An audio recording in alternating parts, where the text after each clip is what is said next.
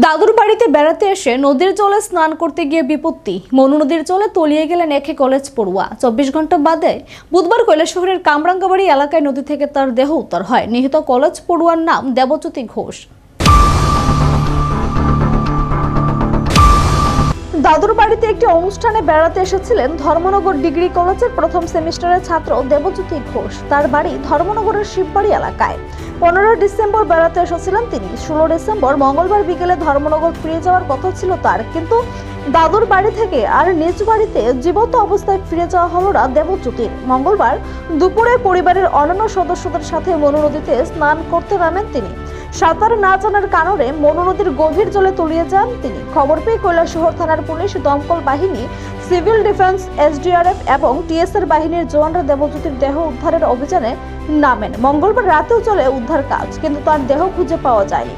বুধবার কৈলাসহরের ছমতুলো এলাকার বিশিষ্ট সমাজসেবী অজয় দেবের নেতৃত্বে এক দল প্রতিনিধি কৈলাসহর মহকুমা শাসকের সাথে দেখা করে বিশেষ ডুবুরি এনে উদ্ধার অভিযান চালানোর দাবি জানান। পরবর্তী সময়ে প্রশাসনের নির্দেশে বুধবার কৈলাসহরের চণ্ডীপুর এলাকা থেকে 7 জন বিশেষ ডুবুরি এনে মনু নদীতে অভিযানে নামানো হয়।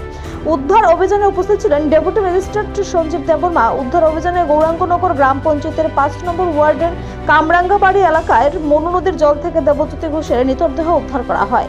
এই মৃতদেহ উদ্ধার প্রসঙ্গে ডেপুটি ম্যাজিস্ট্রেট সঞ্জীব দেববর্মা জানান, মঙ্গলবার দেবজ্যোতি ঘোষের সাথে আগরতলা 2 যুবক এবং স্থানীয় কিছু যুবক মোট 4 জন একসঙ্গে মনু নদীতে স্নান করতে নামেন। সাঁতার না জানার কারণে দেবজ্যোতি মনু নদীর জলে তলিয়ে যায়। আজ তার দেহ উদ্ধার করা হয়েছে। দেহ ময়নাতদন্তের জন্য অনুগুটে জেলা হাসপাতালে পাঠানো হয়েছে বলে জানান তিনি। প্রায় নতুন ব্রিজ বন্ধ করা গেছে 3 বার পাইছেন। এরপরে আপনার জায়গায় নদীর সাইডে গিয়া পাওয়া গেছে। আচ্ছা, কে মানে উদ্ধার করছে কারা? উদ্ধার করছে তোমার ওই নাম ওই রামপুরের বুড়াল। হ্যাঁ, আমরা বুড়াল না? বুড়াল। আর নাম তো কইতাম না। এনডিআরএফ সিভিল ডিফেন্স তারা আসলো নি?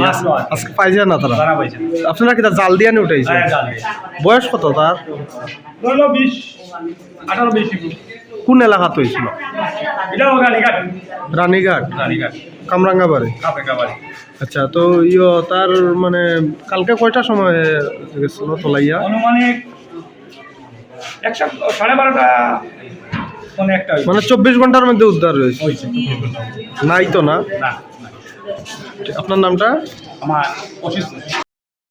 উল্লেখ্য, ধর্মনগরের শিববাড়ি এলাকার বাসিন্দা পেশা ই-রিকশা চালক জহর কুমার ঘোষের একমাত্র ছেলে দেবজ্যোতি। এই মর্মান্তিক ঘটনায় মৃত দেবজ্যোতির মা-বাবা দুজনে গুরুতর অসুস্থ হয়ে পড়েছেন বলে পরিবার সূত্রে জানা গেছে। এদিকে মৃতদেহ উদ্ধার নিয়ে বিপর্যয় মোকাবেলা দপ্তরের চূড়ান্ত খামখেয়ালি পড়ার অভিযোগ তুলেছেন স্থানীয় বাসিন্দা ও সমাজসেবীরা। নিজস্ব প্রতিনিধি রিপোর্ট, এশিয়ান টাইমস।